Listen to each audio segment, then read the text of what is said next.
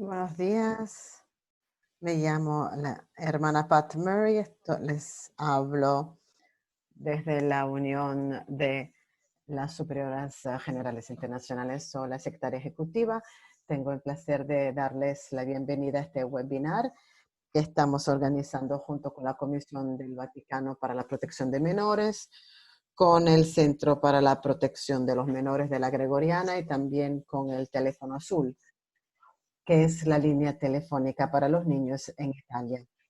El compromiso de todas estas organizaciones con la protección de los menores y también adultos vulnerables se conoce bien. Quiero hablar en nombre del ejecutivo de la WISG, porque nosotras como WISG y también la USG, las congregaciones religiosas han hecho un compromiso para trabajar juntos y para hacer lo posible para la protección de menores y adultos vulnerables y para trabajar con congregaciones y otros para que juntos podamos promover buenas prácticas en todos los campos. Solo queremos avisarles de algunos desarrollos. El 22 de julio celebramos el primer encuentro de la Comisión mancomunada de la USG-WISG, la Comisión para el Cuidado. Y esta comisión se compone de 5 representantes de la Unión de Superiores Generales Hombres y 5 representantes de la Unión Internacional de Superioras Generales. Por lo tanto, esta comisión mancomunada va a guiar nuestros esfuerzos en el futuro para trabajar con congregaciones y otros para la protección de menores y adultos vulnerables. Creo que también es importante destacar otros 2 desarrollos. La WISG ha creado una oficina para el cuidado y la protección y el oficial la oficial del proyecto es Claudia Gianpietro, que nos ayuda con este webinar hoy.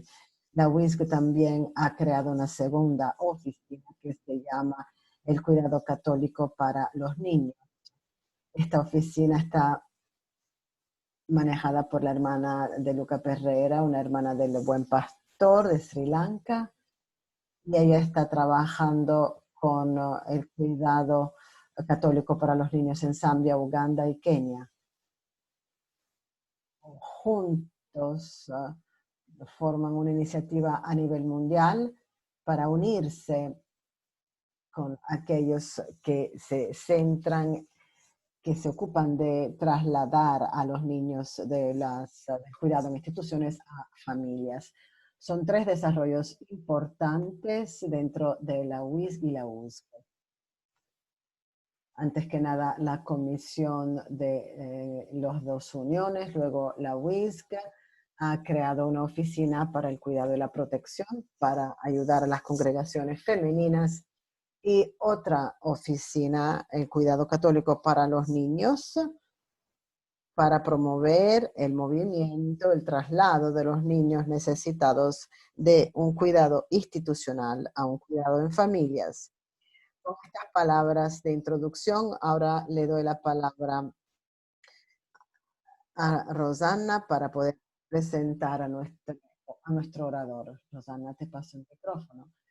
Gracias, hermana Pat, por sus palabras de bienvenida que nos llevan a la introducción de nuestro orador para este tercer webinar. Nuestro orador, como saben, por supuesto, es el profesor Gabriel Gigliaco, es un profesor asociado de la Universidad de la Misericordia Divina en Virginia, en Estados Unidos, y el director del Instituto de Salvaguarda Católica en el centro también, en un centro en las Filipinas. Es un psicoterapeuta para adultos y adolescentes, consejeros para personas, parejas, familias, grupos, incluyendo víctimas y también perpetradores de abuso. Es un consejero profesional y ha practicado esta actividad de psicoterapia y consejos desde el 97 en institutos y demás. Está casado, tiene 5 hijos y vive en Filipinas. Es uno de los miembros fundadores de la Comisión Pontificia para la Protección de los Menores. En el 2018 el Papa Francisco lo nombró para un segundo mandato de la Comisión Pontificia. El profesor Diliaco es muy activo para ofrecer formación y programas de iniciativas para la salvaguarda a familias, escuelas, liderazgo de la iglesia y superiores religiosos, así como institutos. Ofrece sus conocimientos a nivel local, en su país y en el extranjero, así en eventos mundiales, como un encuentro en agosto de 2018, cuando estuvo entre los miembros invitados al encuentro en Dublín para las familias mundiales, y un encuentro que se celebra en noviembre de 2018 en Abu Dhabi para la dignidad interfe para los niños, y ahí habló del impacto del abuso sexual digital en la red en contra de los niños, junto con otro miembro de la Comisión Pontificia, profesor Ernesto Cafo, que es nuestro orador para el próximo webinar la semana que viene. Ahora es el momento de escuchar al profesor Diliaco y estoy segura de que vamos a aprender mucho de él. Muchas gracias, profesor, y le doy la palabra. Gracias, Rosana, gracias, hermana Pat, gracias a la WISC por haber organizado este webinar. La tecnología es excelente, la señal es también excelente. Voy a compartir lo que voy a presentar. Ven a mi presentación en su pantalla, muchas gracias. Antes de comenzar, quiero preguntarles, quiero pedirles que le avisen a los anfitriones si yo estoy hablando demasiado rápido y si necesitan que yo hable más despacio. Y esto se los agradezco. El tema que voy a desarrollar hoy trata de victimología y lo que mi grupo en Filipinas llama el modelo de seguridad relacional. Antes de comenzar, quisiera invitarlos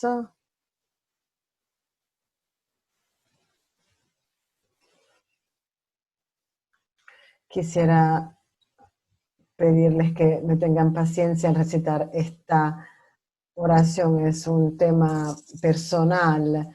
Me di cuenta que ayuda mucho con los temas de tecnología.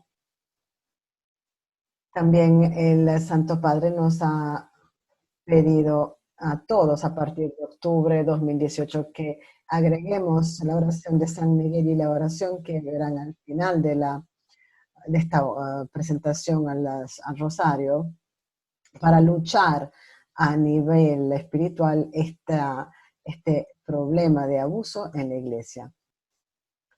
San Miguel, el arcángel, defiéndenos en la batalla, sé nuestra defensa en contra de la debilidad del demonio, que podamos, que Dios lo reprimanda, y que tú, príncipe de los cielos, con el poder de Dios, y lleves a Satán al infierno, así como todos los espíritus malos que buscan arruinar a las almas. Amén.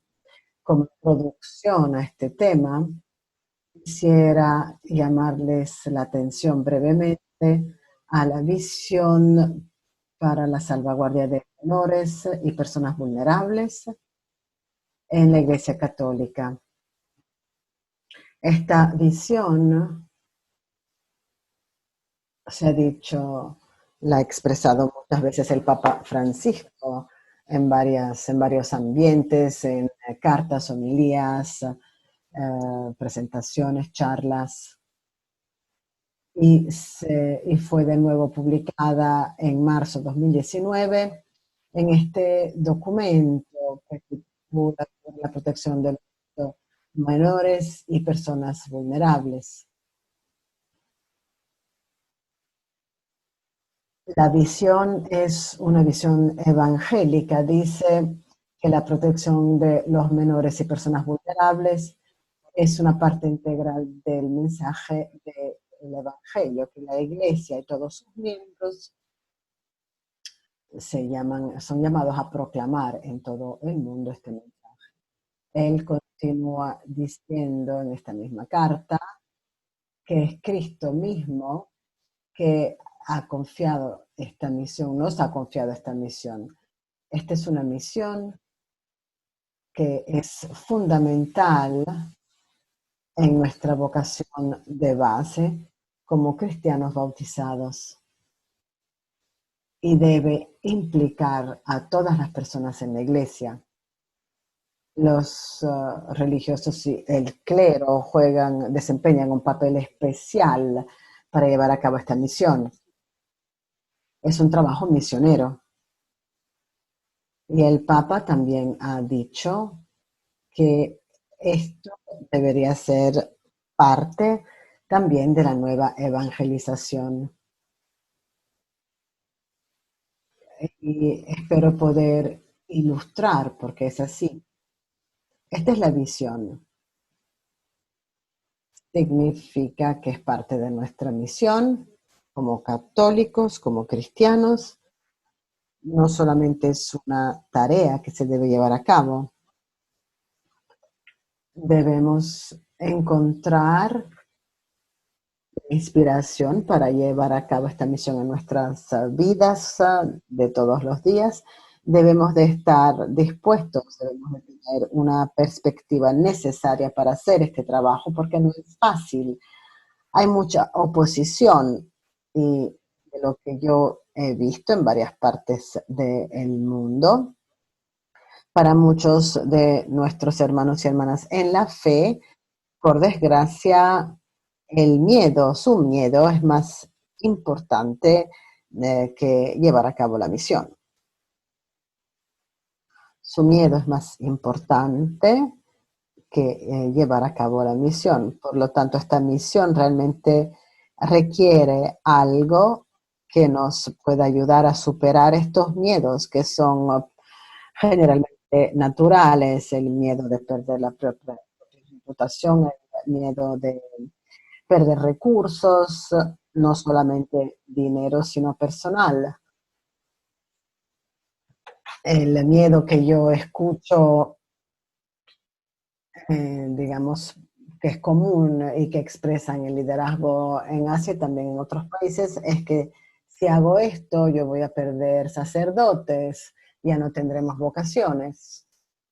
El miedo es más importante que hacer lo que nuestro Señor quiere que hagamos. ¿Cómo podemos superar esto? Debemos de comenzar con nuestro sentido de espiritualidad, de vocación, como dijo la hermana Noala en el primer webinar sobre la teología de la niñez, de la infancia, y de esta misión, de este sentido de vocación que nos fue transferido por Cristo mismo. Podemos empezar nuestro trabajo a partir de esto y podemos ser más fructíferos para los que han sido victimizados, no solamente mediante el abuso sexual del clero en la iglesia, sino todas formas de abuso cometido por personas fieles en la iglesia católica, por seguidores de la iglesia católica. Vamos a hablar un poco de las víctimas y de la victimología. Es importante tener un entendimiento de cómo una persona puede terminar siendo victimizada. Esta realidad se ha estudiado y también puesta en un marco bastante sencillo para nosotros.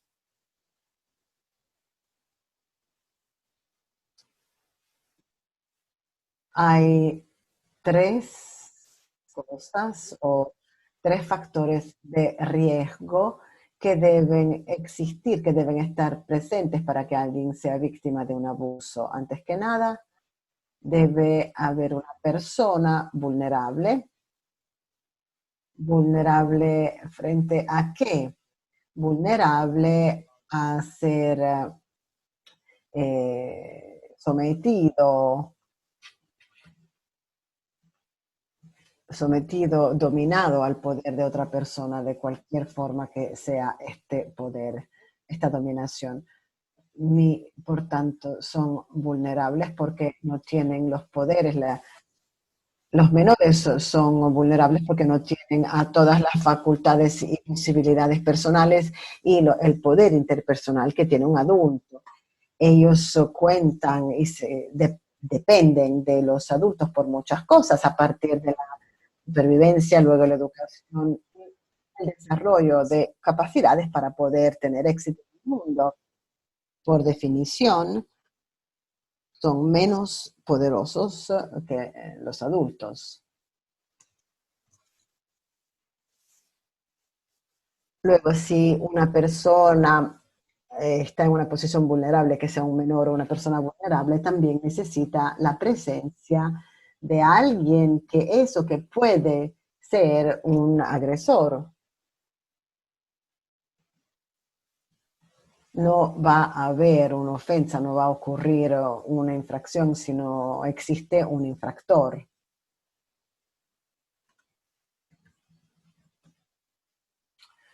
El ofensor, el agresor puede ser un ofensor sexual o un ofensor potencial o puede cometer una agresión de otra forma. La idea central en cualquier forma de abuso es el abuso de los poderes de alguien.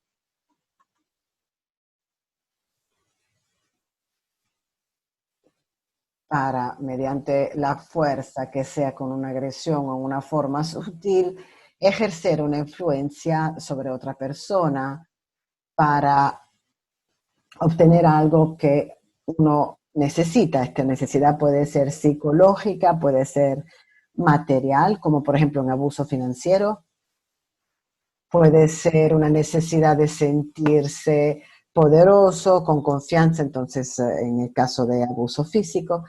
La conclusión es que hay un abuso de los poderes de una persona. Se manipula y se utiliza sobre otra persona que es vulnerable para un poco cumplir con las necesidades del infractor, del ofensor, que este último tenga o no conciencia de las propias necesidades.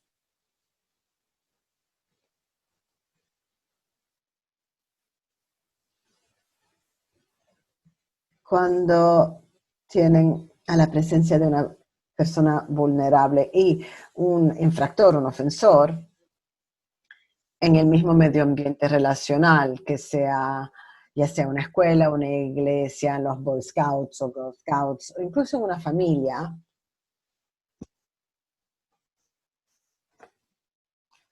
la víctima o la víctima potencial generalmente puede ser protegida si existe un guardiano, un guardián, una persona que es responsable del cuidado y del bienestar de la persona. Y este guardián o tutor debe estar atento, alerta y debe tener conciencia, debe saber cómo tomar, cómo dar un paso, hacer una acción, debe tener el coraje también de hacerlo.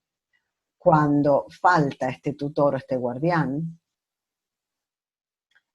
y tenemos a una persona vulnerable en este mismo ambiente de relaciones, ocurrirá muy probablemente un abuso en base a mis pruebas clínicas cuando falta un guardián, cuando falta un tutor.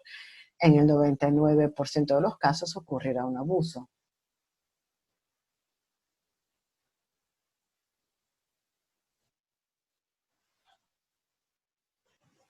¿Qué ha faltado en la respuesta de la Iglesia a las víctimas y a los que han sobrevivido a un abuso en esta realidad terrible que vemos que fue cometida por clero y las familias católicas en contra de los propios niños? Lo que ha faltado fue la capacidad de la Iglesia de ser guardián, de ser tutor. No hemos, protegido bien a nuestros menores y personas vulnerables. Y hay muchos motivos de esto, por esto. La cultura, realidades políticas en el pasado, falta de conocimientos, había mucha ignorancia. Si vamos más a fondo, hay actitudes hacia los niños y su rol en la sociedad y también su lugar en la vida de los adultos. En los países que yo he visitado, escucho siempre una frase común que caracteriza cómo los adultos, no idealmente, sino en el mundo real, cómo los adultos tratan a los niños. Los niños se deben ver, pero no escuchar. Muchos tienen una actitud en la que la voz de un niño, una persona vulnerable, no es tan importante. Tenemos dificultades para escuchar o oír sus voces. Creo que la crítica mayor en contra, en general, hay países, áreas en las que la Iglesia ha respuesto bien, ha desarrollado una respuesta y ha mejorado. Por tanto, no es todo negativo, pero las críticas mayores han sido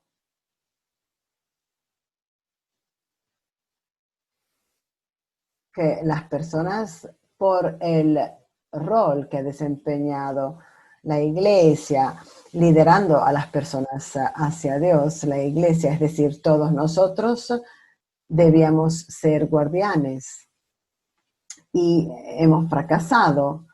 En cambio, ¿qué fue lo que hicimos? Cubrimos, negamos, cubrimos, escondimos, silencio, traslados. Ofrecimos muchos recursos para la rehabilitación de los ofensores, pero no mucho para las víctimas. De hecho, en la mayor parte de los países desarrollados se encontrarán a unos tratamientos, unos institutos, unos centros de tratamiento psiquiátricos para los ofensores, pero nada para las víctimas. Está bien tener estructuras de tratamiento para los ofensores. Yo desde el 2006 he estado, mi práctica de psicoterapia ha incluido el tratamiento de ofensores en la iglesia. Esto es bueno, pero también esto destaca a lo que nos falta. No tenemos un ministerio con las víctimas, a diferencia de nuestro ministerio con los jóvenes, que está muy difundida en todas las diócesis y parroquias. La mayor parte de las órdenes religiosas tienen algún tipo de ministerio juvenil. Tenemos ministerio para la familia, para la vida, tenemos un ministerio para el medio ambiente, gracias a Laudato Si. En cualquier sitio en que se encuentren, en cualquier parroquia, encontrarán a uno de estos ministerios. No tenemos esto para las víctimas que sean víctimas de abuso clerical u otras formas. Y esta es una realidad realmente desagradable. Si se sienten alterados por esto, es bueno, porque debería ser algo que nos molesta. Si consideramos que nuestros niños que pueden informar que han sido abusados.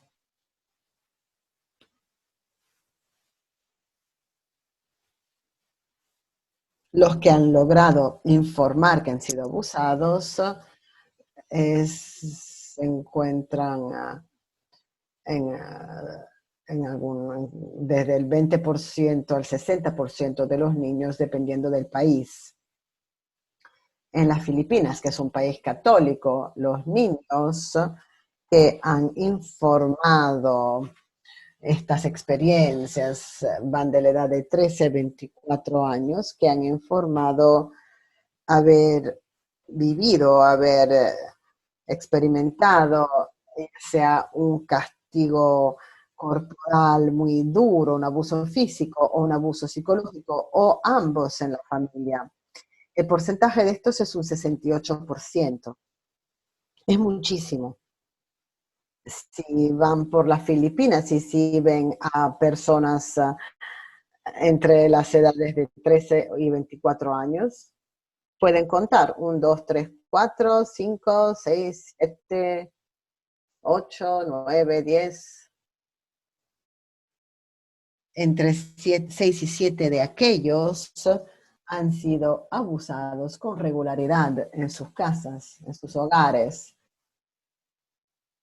8 entre 10 personas, el 85% son católicos. Es muy inquietante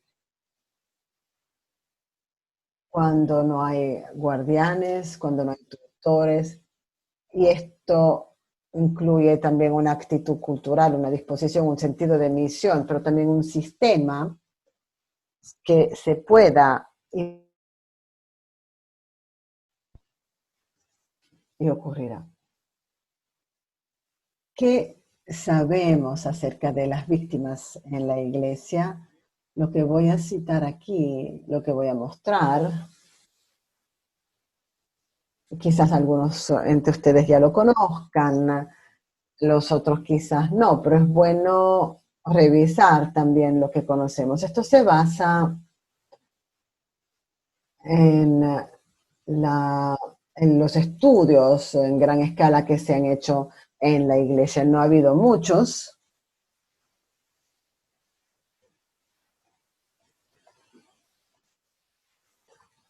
No ha habido.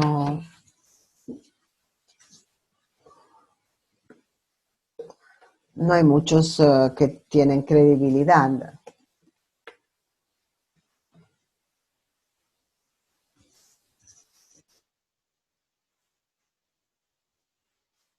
Con respecto a lo que fueron abusados sexualmente por los sacerdotes, aquí esto se trata de abuso sexual, aquí no se incluyó el abuso emocional en este estudio.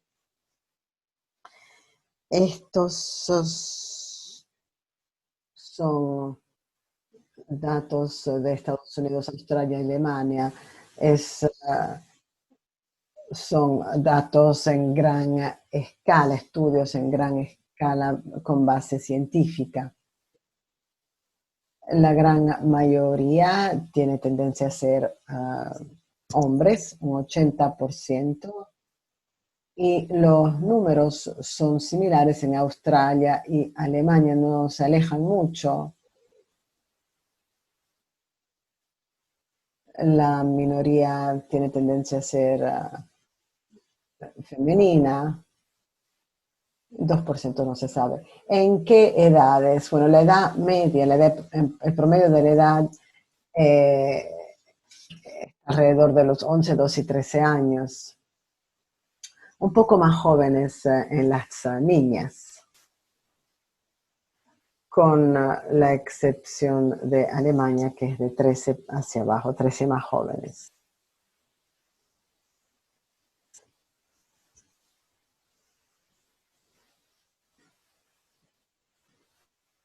¿Qué sabemos? Bueno, antes de continuar, claramente estas son personas vulnerables, 10, 11, 12, 13 años o más jóvenes.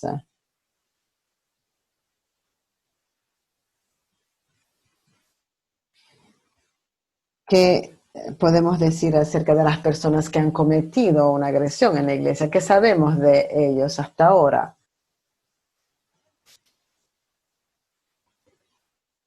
En los Estados Unidos, el tiempo en promedio entre la ordenación y el comienzo de los abusos, cuando esta persona empezó a violar a otras personas sexualmente, es un tiempo de 8 años, perdón, 11 años. Hay unas variaciones, algunos antes, otros después, depende de la fecha de ordenación. Pero hay un subgrupo de abusadores seriales, es decir, personas que han cometido más de una agresión y que tienen tendencia a hacerlo con regularidad. Tienen tendencia a no tener control de la capacidad de detenerse. Y estas personas tampoco discriminan entre género y edad. Hay víctimas que son niños, adultos, son hombres, mujeres, niñas. Entonces, estos empiezan a abusar, empezaron a abusar justo después de la ordenación, en el primer año. En Alemania descubrieron que, que el término era 14,3 años después de la ordenación. La mayor parte mostraban o usaban un comportamiento de grooming, de seducción. ¿Qué son estos comportamientos? Son comportamientos que manipulan a las víctimas emocionalmente, espiritualmente, utilizan unos favores, unos regalos, seducción, privilegios para lograr que las víctimas cumplieran con este comportamiento inadecuado, primero verbal, luego siempre más gráfico, luego se llega al tacto y comportamientos más invasivos. En algunos casos, el agresor logra convencer a la víctima que él fue el que lo quiso.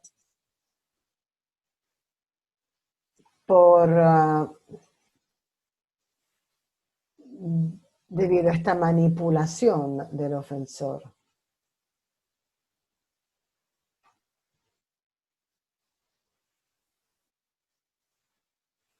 ¿Qué más sabemos? Hasta ahora la única investigación, los únicos estudios que tenemos enfocados de esta forma es sobre sacerdotes, pero también se debe hacer con familias, por ejemplo, y personas que no son sacerdotes. A diferencia de la población general, las personas que cometen una agresión sexual entre el clero tienen más probablemente un pasado de abuso sexual. Es más probable que hayan sido abusados mientras crecían, cuando eran jóvenes, adultos, adolescentes. En la población general no es así. En la población general solo hay un 20% que fueron abusados, que luego se convierten en abusadores. Hay algo bien particular al respecto de estas personas. Todos muestran una falta de intimidad, dificultades para tener una relación de amistad profunda en la edad adulta, con otros adultos. ¿Cómo se puede vivir esto, entender esto cuando uno habla con la persona? Es que la persona es un adulto, quizás de 30 años, pero sienten que están hablando con una persona que solo tiene 15, 16, 18 años desde el punto de vista emocional. Muestran esta, este acuerdo emocional con los adolescentes. Se llevan muy bien emocionalmente, incluso románticamente con los adolescentes, pero no con los adultos. Tienen dificultades. A menudo tienen también otros problemas. Son factores de estrés que pueden aumentar la probabilidad de que la persona cometa una agresión. No saben manejar bien el estrés, generalmente se desahogan comiendo o o toman mucho alcohol o terminan siendo obesos, generalmente tienen algún tipo de costumbre digamos, como juego de azar, etcétera. Solo el 5% fue diagnosticados como pedófilos. ¿Qué es? Es una persona que tiene una atracción sexual exclusiva para un menor antes de generalmente antes de la edad de 12 o 13 años. No tienen una atracción sexual hacia adolescentes o adultos. Solo el 5% son de hecho pedófilos o tienen esta condición de pedofilia. La mayoría son lo que los documentos llaman los generalistas, y también se han llamado oportunísticos. Cuando se plantea, cuando se presenta la oportunidad, este comportamiento surge, es una cosa automática y la persona lo persigue. ¿Cuál es la oportunidad? Cuando una persona es vulnerable y el agresor lo siente, no es muy consciente, pero luego empieza a perseguir. Esta persona puede ser un niño, una niña, puede ser un adulto vulnerable, que sea hombre o mujer.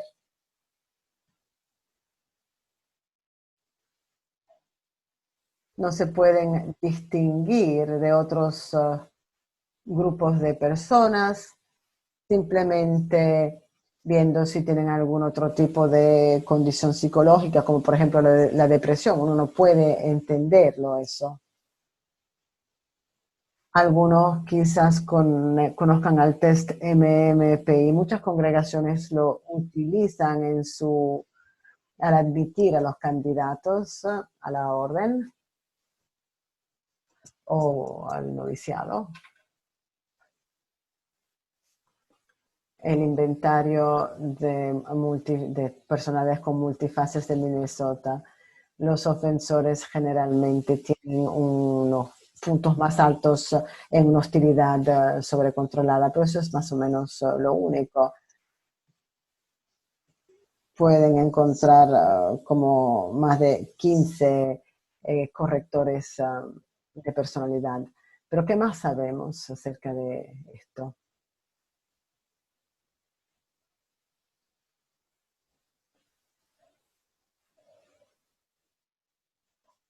La mayor parte de los sacerdotes que abusan sexualmente de menores también tuvieron relaciones sexuales con adultos, es más o menos un 80%. Y también con ambos géneros. Lo que esto ha indicado en la investigación en criminología dice que se ve que la orientación sexual de una persona que se convierte en un clero no es un predictor, no puede ayudarnos a predecir si una persona va a ser un abusador o no, porque la elección de las víctimas, excepto en el caso de los pedófilos, que solo son un 5%, la elección de las víctimas del 80% de la mayoría de los abusadores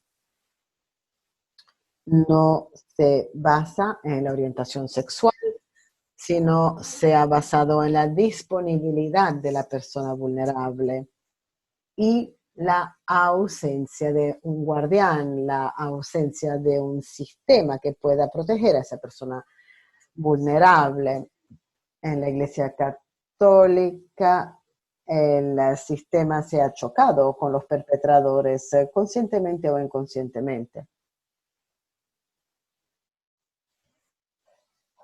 He hablado con muchos obispos que dijeron, si solo yo hubiese sabido antes lo que sé ahora, hubiera hecho las cosas en forma muy diferente.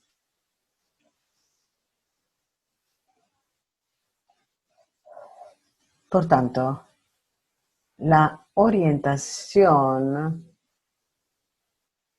puede predecir solo el comportamiento sexual con los adultos si la persona tiene un comportamiento sexual. Pero como dije, el comportamiento sexual, que sea heterosexual, homosexual o lo que sea, varía muy a menudo.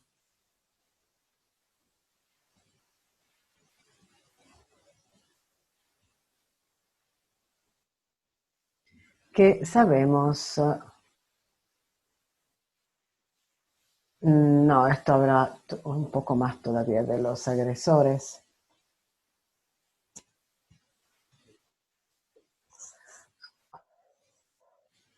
Ha habido un aumento de estos comportamientos entre homosexuales en seminarios en los años 80,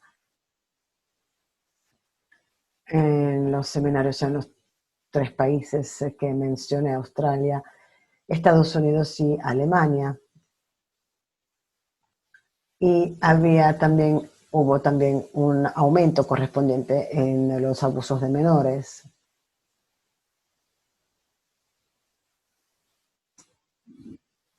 Lo que hemos descubierto, y muchos de ustedes ya han trabajado con esta idea, lo que se ha descubierto es que hay una identidad sexual confusa.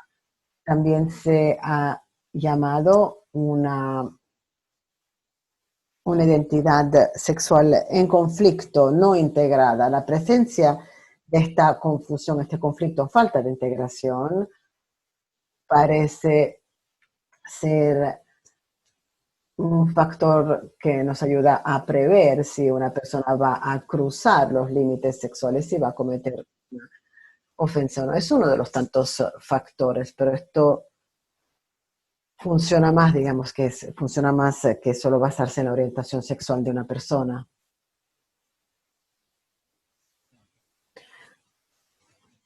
¿Qué sabemos acerca de cómo la Iglesia ha sido buena en actuar como guardián?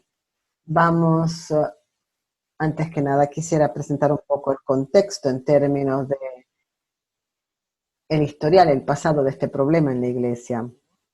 La hermana Noala dijo que la primera ley fue promulgada a nivel local por el Consejo de Elvira. Creo que fue un consejo de obispos hispanos y norteafricanos alrededor de 480 o 380. La primera información que tenemos de una admonición en contra de un abuso sexual de menores se encuentra en el Didaque de la primera amonestación, y dice que un hombre no debe acostarse con un niño en, en griego antiguo, que yo no conozco. Didaque fue en 808 AD, solo 30 años después de que se supone que se haya codificado el Evangelio de Marcos, y solo 50 años después de la vida de Cristo, después de la muerte de Cristo y su resurrección. Por tanto, es un problema que es muy antiguo con respecto a nuestra respuesta institucional reciente. Bueno, esta está mejorando, pero todavía en muchas áreas del mundo la mejoría está un poco atrasada, está un poco lenta. En los estudios se mencionan los factores institucionales o estructurales que crean obstáculos a la mejoría de nuestra capacidad de ser un guardián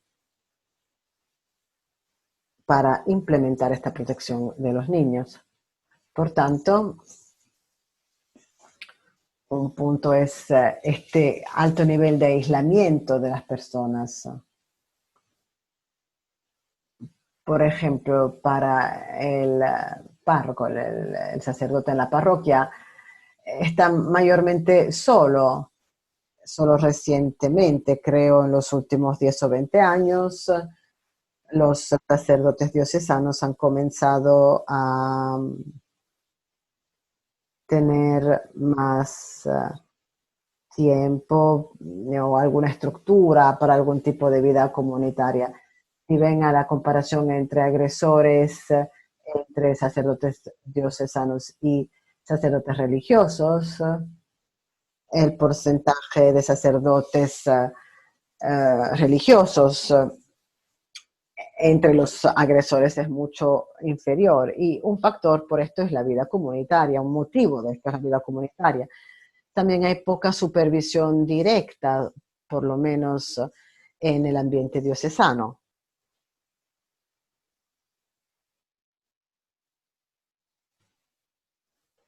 La mayor parte de los abusos ocurrieron en privado, en la residencia de la parroquia o en la residencia o durante un viaje durante el que no había otros adultos excepto el agresor y casi siempre las personas que cometieron estas ofensas abusaron de aquellos a los que tenían acceso. Una teoría es que el número de niños abusados es mayor que las niñas en la Iglesia Católica, porque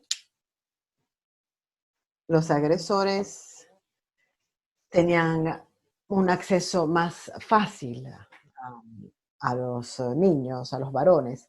Eso quizás cambie, esté cambiando ahora que en muchas partes del mundo las niñas pueden participar más en la vida de la parroquia, en ministerio juvenil, etcétera.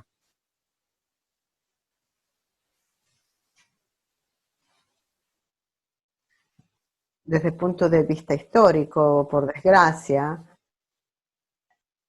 quizás algunos lo sabían, otros no, pero los líderes de la iglesia han enfocado su respuesta en los sacerdotes y no las víctimas. Y estas respuestas todas se hicieron en secreto, faltaba transparencia. Y los motivos que citan es el secreto pontificio, que es más fuerte de la confidencialidad. En el diciembre pasado, el Papa Francisco declaró que en casos que implicaran un abuso sexual de menores o personas vulnerables, el secreto pontificio no se aplica a favor de la transparencia. No es una cosa absoluta, bueno, nunca ha sido absoluta, pero se ha tratado, siempre se trató así, según lo que entiendo. El tipo de respuesta cambió durante el tiempo. Por mucho tiempo, los agresores se sometían a tratamientos, generalmente se les daba una advertencia y luego regresaban al ministerio, se trasladaban. Si vieron a la película Spotlight, ese fue un gran tema. Spotlight es una historia de lo que ocurrió en Boston en 2002 en Estados Unidos. Ahora se ha cambiado de tratamiento y reprimenda a poner a esta persona en digamos, un permiso administrativo, la ausencia, pero la persona sigue ejerciendo sus facultades. Esto parece estar cambiando ahora. El liderazgo se está está asumiendo más rigidez porque el liderazgo ahora está consiguiendo estos conocimientos, se enteran de que muchas personas no pueden controlar este aspecto de su vida, necesitan que otras personas controlen a este aspecto de su vida. En Australia se ha dado un reconocimiento de las víctimas a partir de los años 90. La Iglesia australiana y los laicos han invertido mucho en esto. En los Estados Unidos tenemos a los 5 principios que creo comenzaron en los años 80 más o menos, pero no se cumplieron muy bien, por tanto los han revisado y ahora tienen la carta, pero los cambios no se han implementado completamente. En los Estados Unidos, para aquellos entre ustedes que han estado en los Estados Unidos, hay una formación obligatoria para los medios ambientes seguros. Esto no es cierto en la iglesia en muchas partes del mundo. Esto no se da. Si vemos, por ejemplo, al primer paso de respuesta institucional sería reconocimiento y conciencia. El primer paso, eso no se encuentra, ¿no?, en la iglesia. ¿Y qué quiero decir con que se encuentra? Debe tener una presencia. Piensen en Laudato Si. Después de Laudato Si, después de la publicación de Laudato Si, a los 3 meses está en todas partes. Van a una parroquia perdida en el bosque o en las montañas y encontrarán algo acerca de Laudato Si. Eso es lo que yo quiero decir como reconocimiento y conciencia, como primer paso. La salvaguardia y la protección del niño no es así, no se encuentran en la mayor parte del mundo donde se encuentra la iglesia.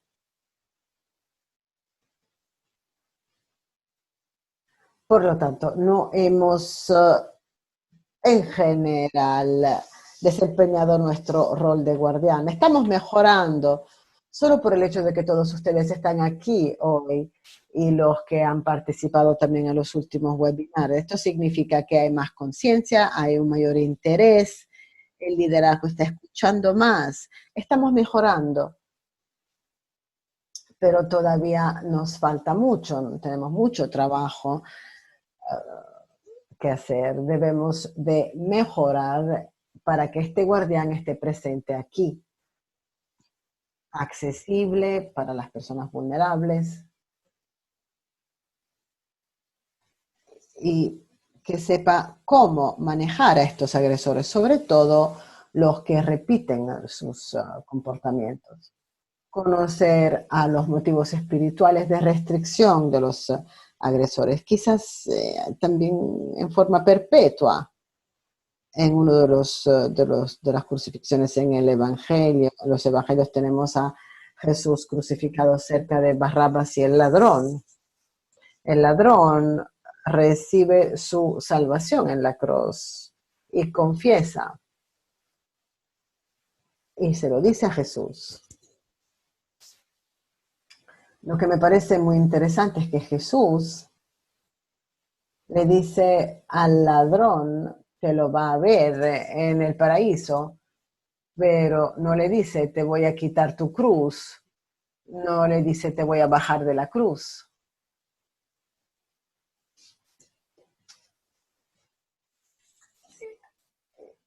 A la igual manera, la restricción perpetua puede ser la salvación para alguien que no puede controlar este comportamiento, que nunca va a lograr controlar su comportamiento, no importa cuánto sea inteligente o eficiente en el trabajo esta persona, o no importa cuánto sea simpático.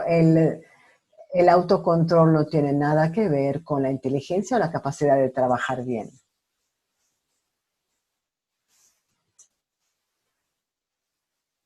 Esto nos lleva a plantear una pregunta. ¿Por qué ocurre esto? No solamente cuál es el motivo sociológico o psicológico, cuál es el motivo de criminología, porque esto ocurre en la iglesia, en una empresa espiritual, una comunidad espiritual. Y los tipos de relaciones que se supone sean una curación para llevarnos hacia Cristo se abusan y se utilizan mal. ¿Por qué?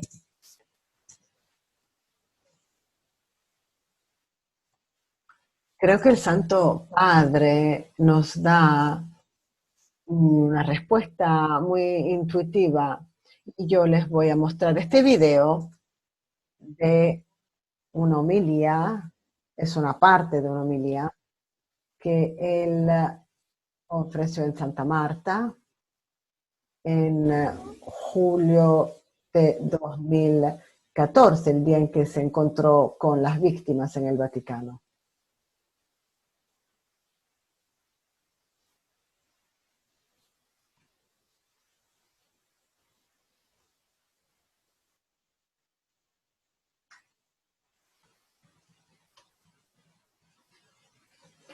El Papa Francisco se encuentra con las víctimas de abuso sexual clerical en el Vaticano el 7 de julio.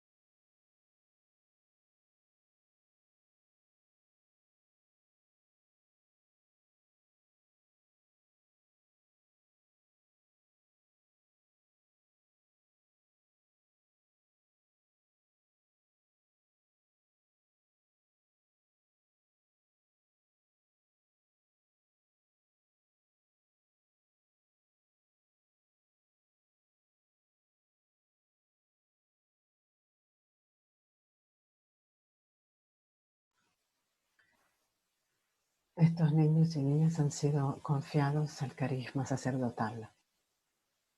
Esto es lo que ocurre, esto es lo que ha ocurrido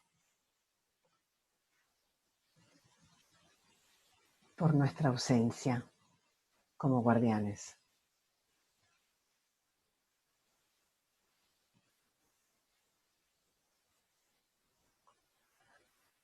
La ofensa, la infracción sexual es la forma más íntima de agresión que incluye el aspecto más íntimo de una persona, que sea un niño o un adulto.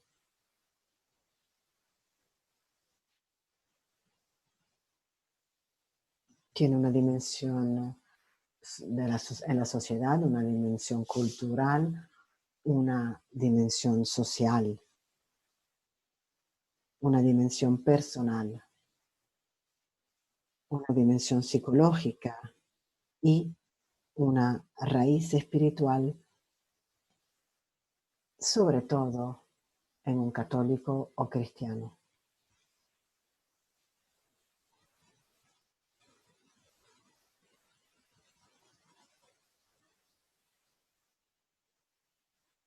Y esta es la raíz fundamental. Y el Santo Padre dijo que la responsabilidad principal es de ustedes, de la mayor parte de ustedes.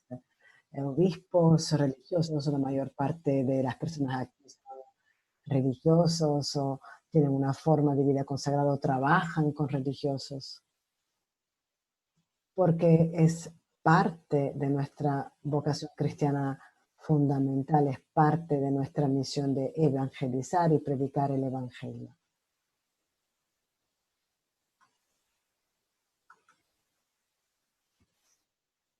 Él también les habla, les dice, cuando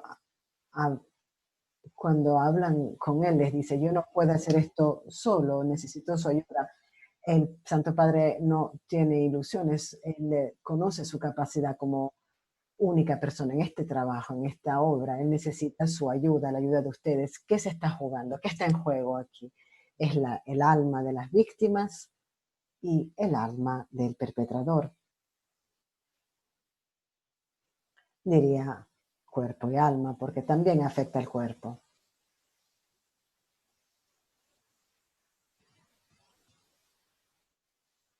Lo que les voy a presentar ahora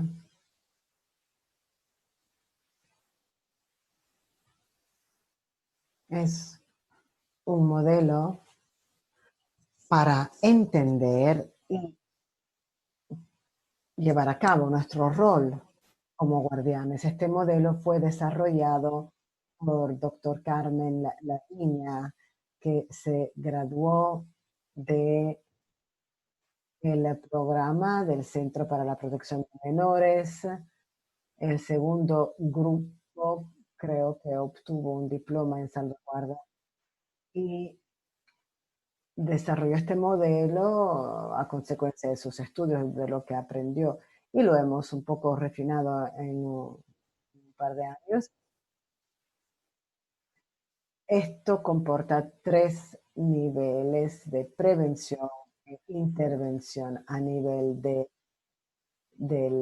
yo, de la persona misma, donde la formación personal es el tema clave para crear una persona que se sienta en seguridad con sí mismo, con sus propias vulnerabilidades y por tanto pueda sentirse en seguridad con los demás. Esto también ocurre a nivel de formación interpersonal en la familia, en una comunidad religiosa, en una diócesis. Las personas con un yo bastante seguro puedan interactuar con otras personas en la comunidad en un lugar seguro, un lugar donde puedan ser ellos mismos con sus vulnerabilidades, donde en general no se cuestione la confianza y uno pueda ser uno mismo, generalmente sin miedo de juicio, de ataques, sin amenazas. Estos dos temas se llevan hacia el ministerio seguro, donde la formación es mayormente en la gobernanza, hay una política de organización, un sistema, una cultura o un desarrollo cultural, unas actividades de formación instituidas. Y tenemos a los diferentes grupos que son, digamos, son mayormente víctimas potenciales, más que los demás. El público, los que están mirando, no, generalmente no son ni víctimas ni ofensores, pero pueden hacer algo para evitarlo. Y la institución misma que supervisiona con estructuras que se sabe que funcionen. A esto le decimos el modelo de seguridad relacional, donde la salvaguardia es una disposición, una actitud, una perspectiva y un trabajo que donde una persona segura vive en una comunidad segura para un ministerio en seguridad al servicio del pueblo de Dios. Todas estas cosas, todos estos aspectos son importantes y cada uno también está en relación con los demás. Uno no se puede hacer si los otros no existen. Por ejemplo, a nivel del yo seguro, una persona que practica y tiene este sentido de ser una persona segura de sí mismo, no va a, a plantear sus miedos frente a una acción correcta. Y una comunidad vive como una comunidad con seguridad relacional, no van a esconder al agresor, no van a decir a la víctima que se calle. A nivel de ministerio, si el liderazgo tiene formación para este sentido de seguridad relacional hacia sí mismo, sentido de cultivo de una seguridad relacional dentro de la comunidad que sea diócesis, con el sacerdote de la comunidad, ellos se asegurarán que se implemente la salvaguardia. Será una prioridad.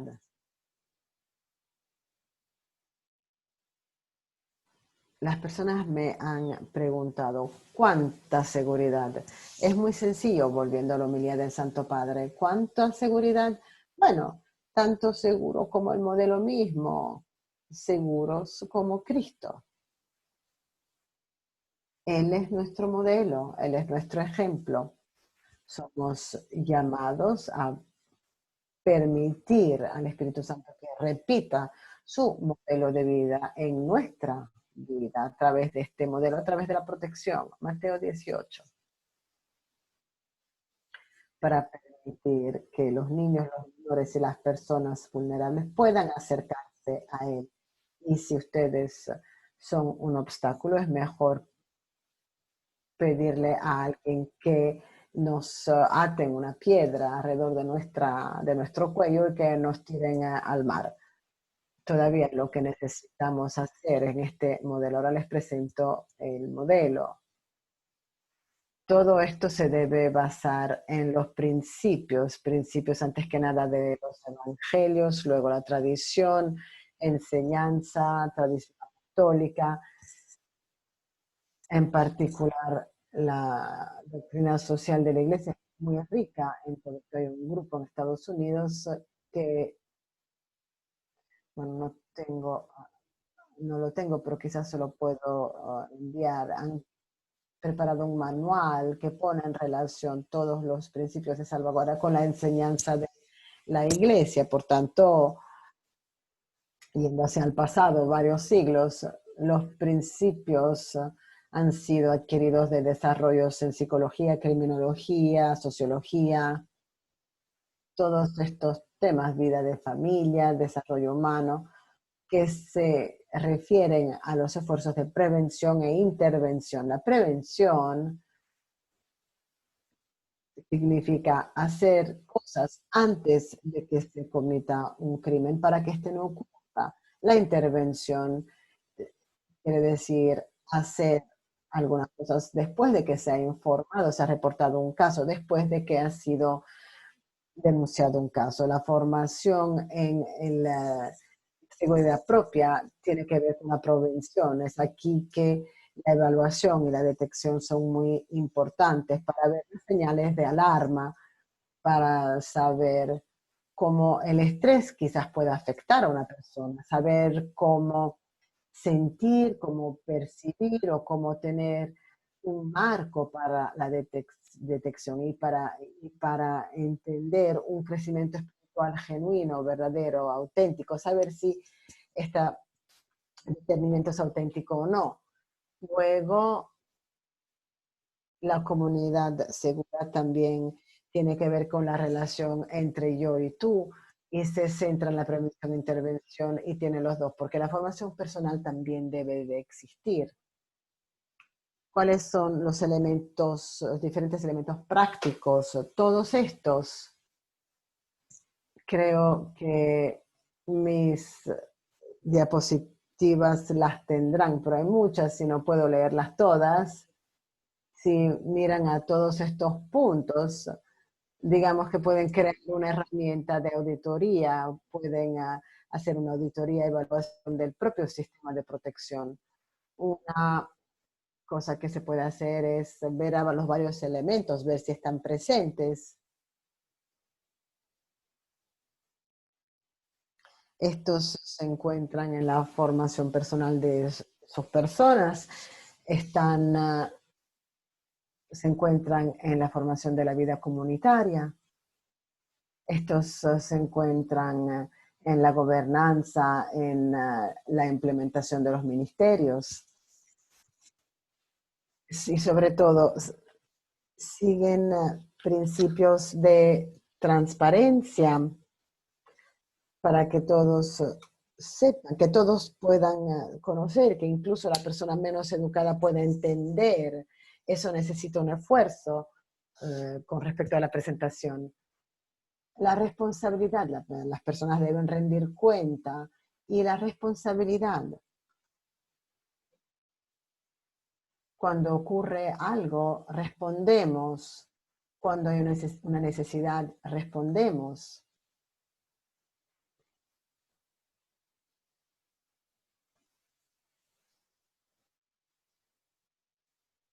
En breve, todas las medidas de prevención se deben diseñarse para aumentar los factores de protección, para reducir el riesgo de que una persona se convierta en víctima o agresor, o para prevenir una agresión. Y la intervención debe ser puntual, transparente y también debe rendir cuenta de ser responsable para enfrentar un crimen cuando este ocurre.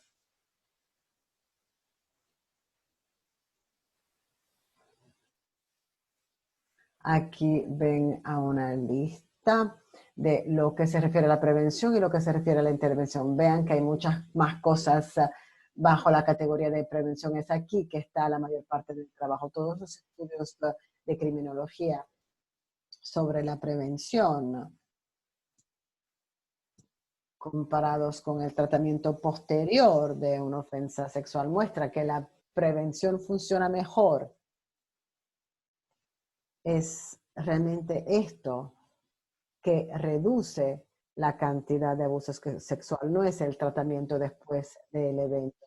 El tratamiento ya no se llama tratamiento, se llama gestión, estrategia de gestión de la agresión sexual. Hay que gestionar el comportamiento con unas restricciones, un apoyo adecuado para que este no ocurra.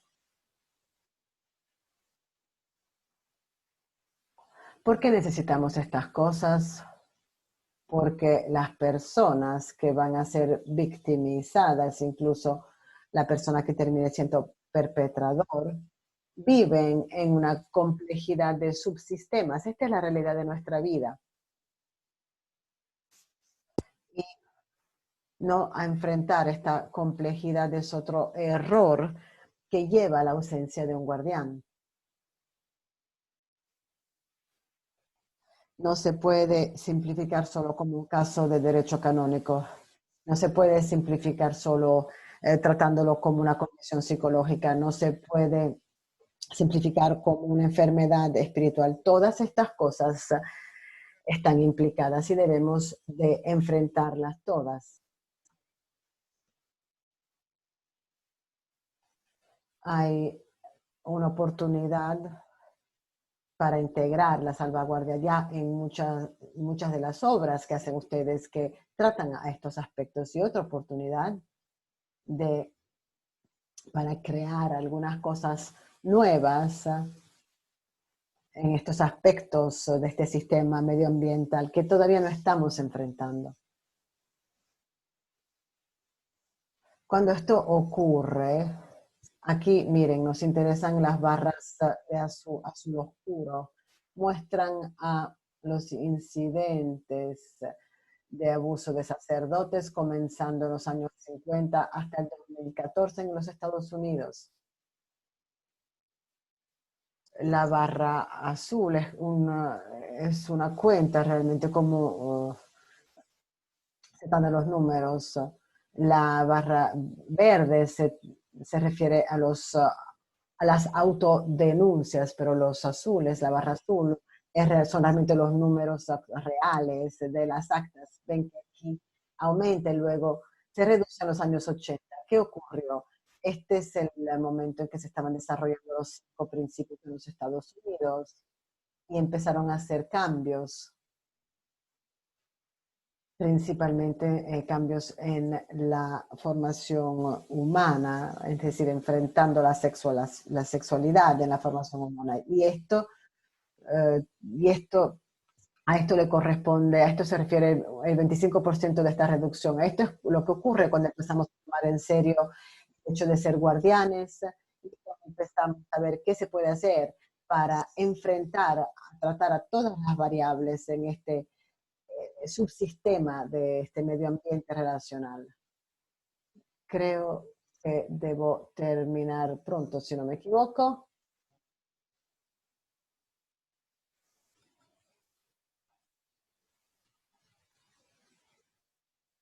No se mueve. Aquí. Bueno, sí, estoy terminando. ¿Por qué hacemos todo esto?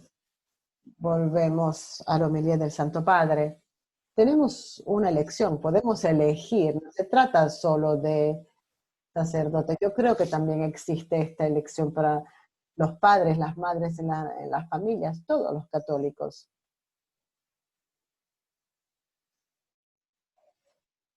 La elección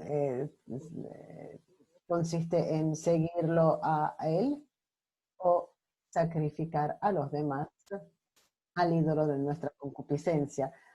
No es una sorpresa de que el Santo Padre presente esto bajo forma de las dos normas, la norma de Cristo y del enemigo. Para terminar, quiero invitarlos a todos a dirigirse a Nuestra Señora, a la Virgen, y a orar esta oración que el Santo Padre nos ha pedido que oremos al final de nuestro rosario para volver a tratar este tema de abuso sexual en la Iglesia. En nombre del Padre, del Hijo y del Espíritu Santo. Amén. Volamos hacia tu protección, Santa Madre de Dios. Escúchanos mientras imploramos tu ayuda en nuestro momento de necesidad y sálvanos de todos los peligros. Gloriosa y bendita Virgen. Amén.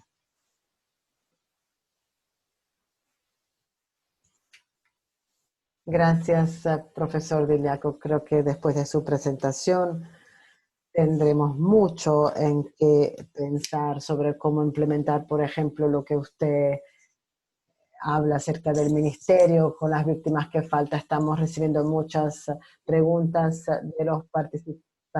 No tenemos el tiempo de hacer todas estas preguntas, pero hemos elegido algunas y también queremos compartir con los participantes que vamos a tener a guardar todas las preguntas que luego vamos a compartir con usted.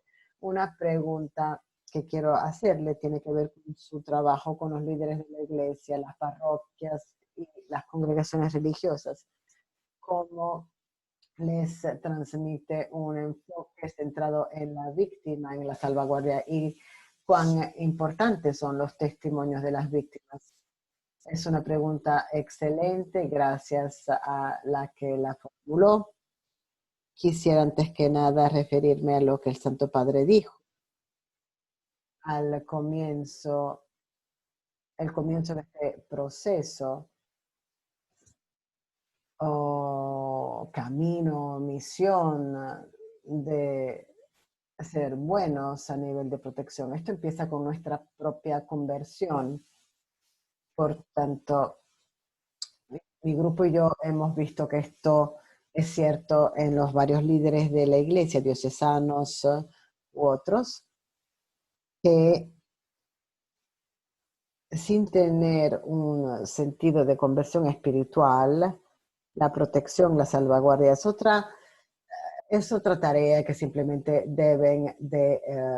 con la que deben cumplir en su lista y así la tratan, pero una vez que ellos ven, experimentan que es una cosa, que es una parte integral de la propia espiritualidad en su vocación, entonces se animan mucho, se comprometen mucho y todos los detalles lucen más fáciles. Antes de esta conversión hay mucha resistencia y mucho miedo.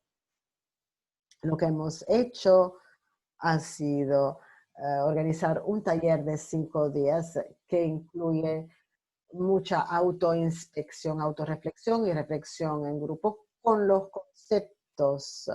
Y también tenemos actividades que los participantes llevan a cabo para apropiarse de estos conceptos en su vida y examinar sus vidas, todo en el contexto de la vida espiritual y la vocación, pero todo está ahí, psicología, sociología, gobierno, civil, política, cultura, todo está incluido.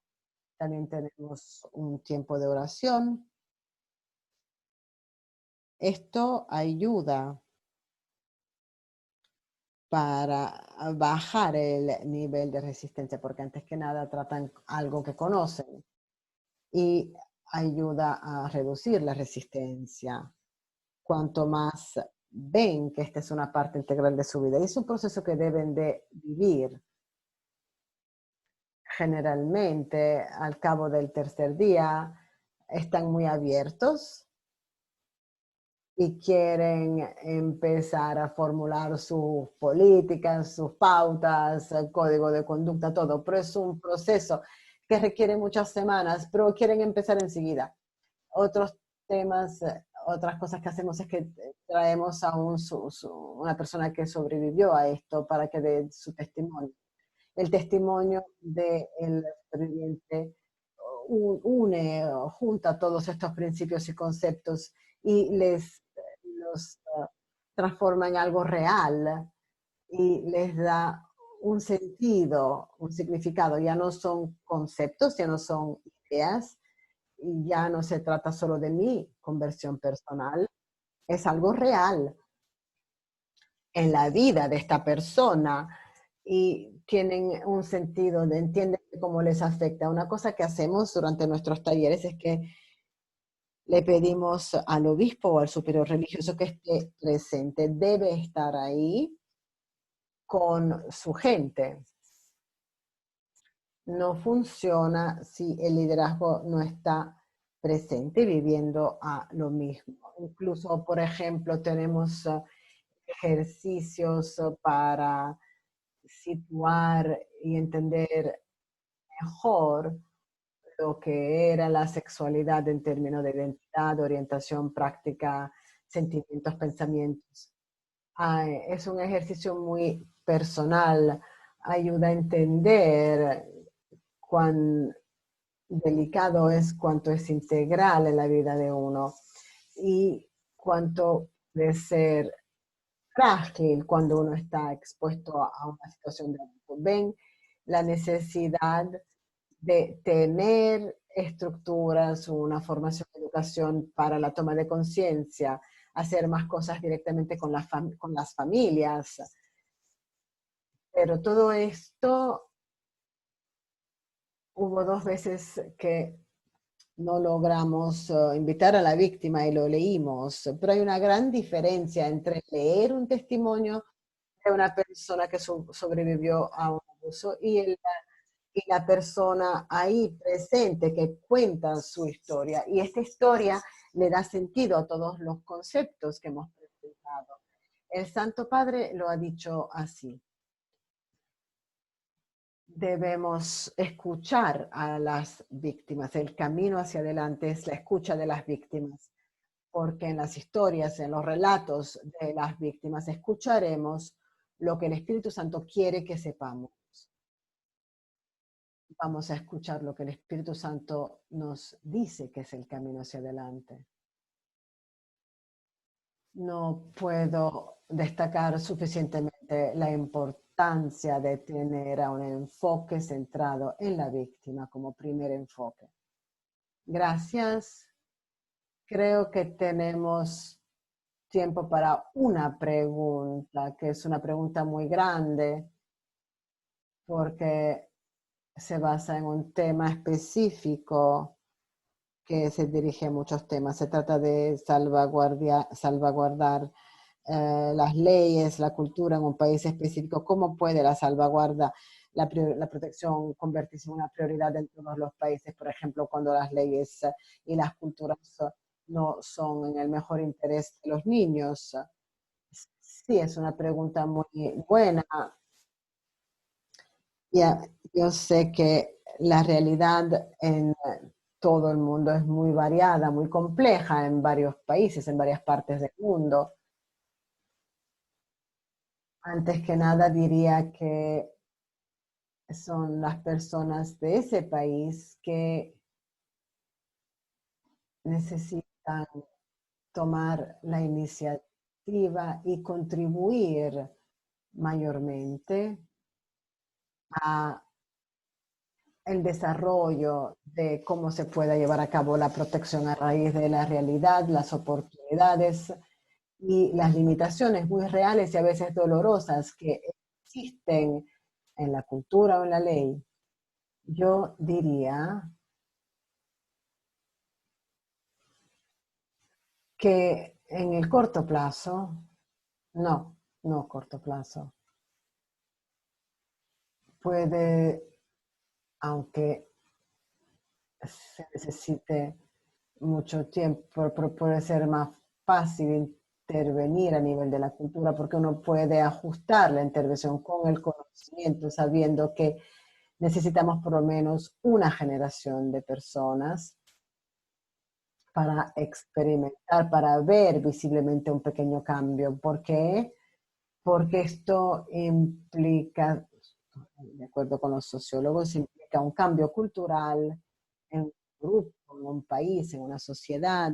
Esto requiere que la generación actual, más joven, sea formada de una forma diferente. Tienen una propia cultura que es diferente de la generación precedente, adulta, que está a nivel de liderazgo.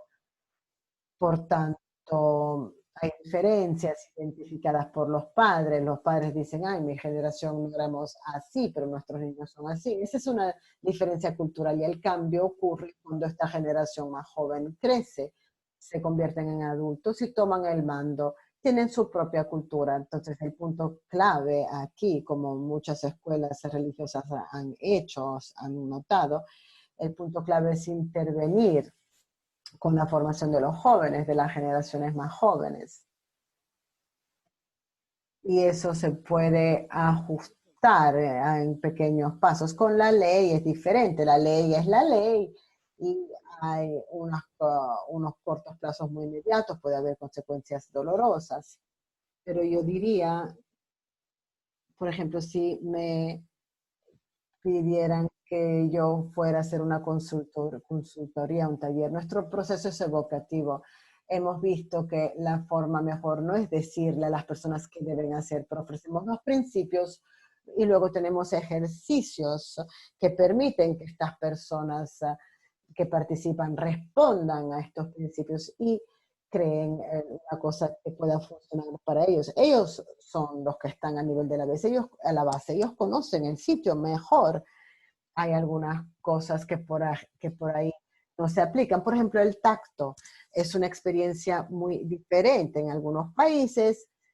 Cuando no hay tacto, cuando no se toca, significa que uno es rechazado. Por ejemplo, las Filipinas, un poco como en Italia, ¿no? Somos similares en otras culturas.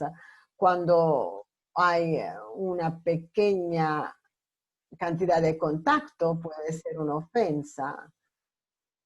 Se necesita una respuesta de las personas que están ahí, que están presentes. Tenemos procesos que pueden ayudar a las personas para analizar y entender estos aspectos para ellos mismos.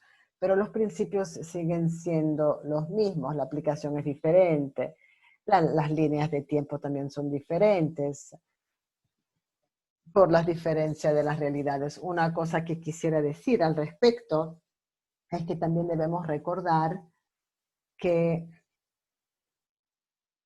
espero no exagerar, pero con respecto a lo que me ha enseñado la educación jesuita, le vamos a dar la culpa a los jesuitas, ¿no es cierto? Bueno, no, me estoy bromeando. El evangelio es radicalmente contracultural en su raíz. No es una cosa que se conforma con las culturas, sino que transforma las culturas. Para las religiosas, sobre todo en las escuelas, esto es lo que ustedes han estado haciendo en las escuelas, creando culturas de oración, de acción social, de cuidado. Mi esposa fue a una escuela religiosa exclusivamente para niñas y a ella le gusta mucho, está muy implicada con la ayuda a los pobres, es activa, estar ahí con ellos. Su madre, que fue a una escuela pública después de la Segunda Guerra Mundial, no tiene la misma idea. Su idea de caridad es hacer donaciones de dinero. Por supuesto, está bien, necesitamos eso también, pero es una cultura muy diferente. Esa es mi respuesta. Mi respuesta larga. Muchas gracias. Es una respuesta muy rica, muy enriquecedora, que realmente refleja la presentación profunda y amplia que nos ha ofrecido hoy. Por tanto, muchas gracias. Realmente nos ha dado una visión, un marco que nos muestra elementos de una protección eficaz a través de una prevención y una intervención a través de los modelos que nos dio, y también generó nuevas necesidades para la formación. Hemos pedido muchas peticiones, más sesiones de formación como esta. Por tanto, muchas gracias. Antes de recordarles el próximo webinar, me pregunto si la hermana Pat quisiera decir algo para terminar este webinar. Solo quiero agradecerle al doctor Gabriel Diliaco. Ha sido un gran amigo de la WISC y ha guiado webinars y talleres aquí en Roma. También ha trabajado con las delegadas de la WISC. Mi reflexión al escuchar hoy y al ver todos los comentarios que les agradecen su claridad y su honestidad al poner a la víctima al centro, y también por habernos ofrecido formas prácticas para responder a nivel personal, comunitario e institucional. Yo estoy muy agradecida por su pasión y su compasión, su claridad y sus intuiciones,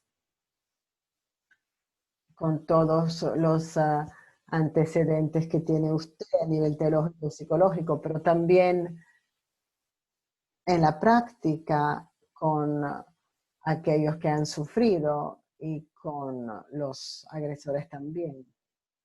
Su presentación tan amplia nos ha dado una visión muy global. Solo quisiera decir que al escuchar hoy, al escuchar también los seminarios precedentes, es que nosotras como WISC, con esta Comisión para la Protección de Menores y también el Centro para la Protección de Menores, deberíamos de